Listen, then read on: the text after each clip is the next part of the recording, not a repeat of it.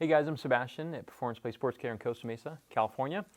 I'm going to cover 3 good exercises today I really like for lower back pain. It can work with stiffness of the low back. It can work with disc herniations, muscle spasms, facet syndrome, things of that nature. Even pinched nerves. It works well with sciatica too. And so as a precautionary thing, I want to let you know that this does not work for all types of those things, because what works for one person doesn't work for another. Generally speaking, these exercises should not hurt.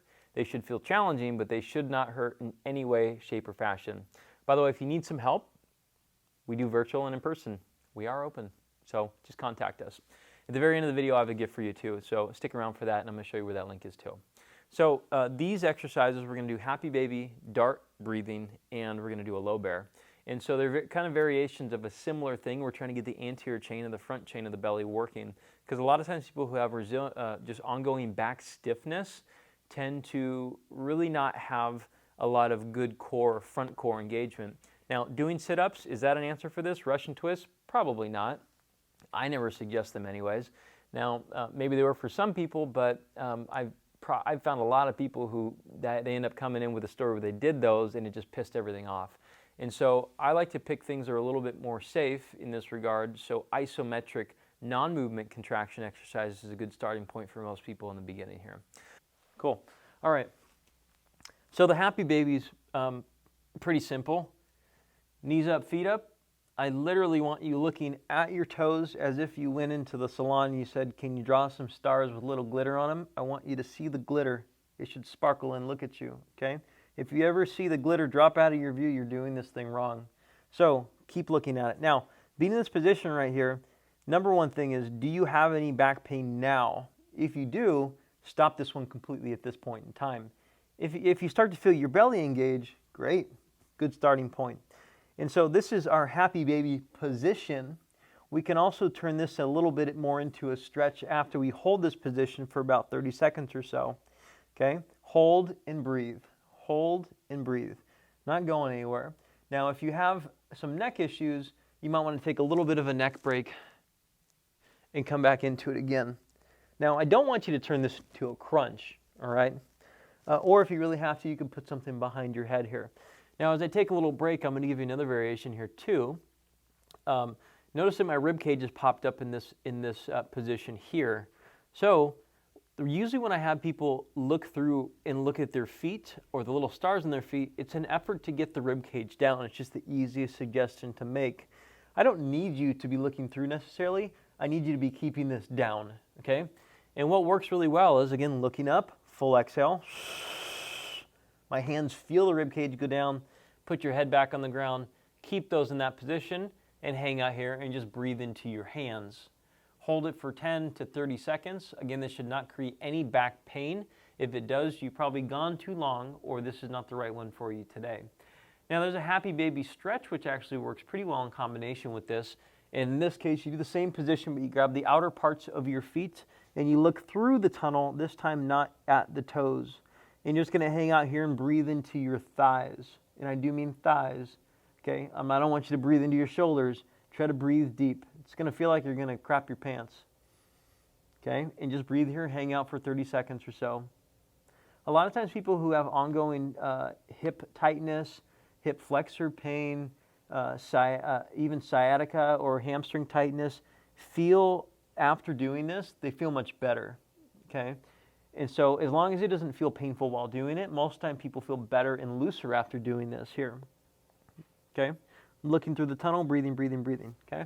So that's our happy baby variations there. The next thing is dart breathing.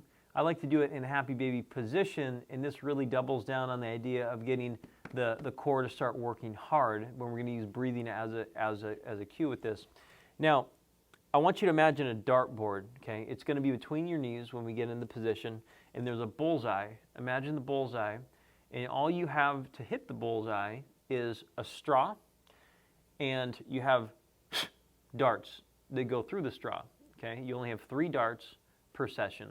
So we're going to go here and here, look through. There's your little dartboard right there. I want you to blow the dart through the bullseye. And then reload.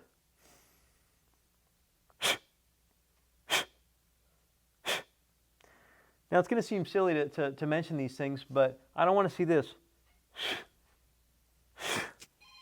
All this weird stuff on the side, okay?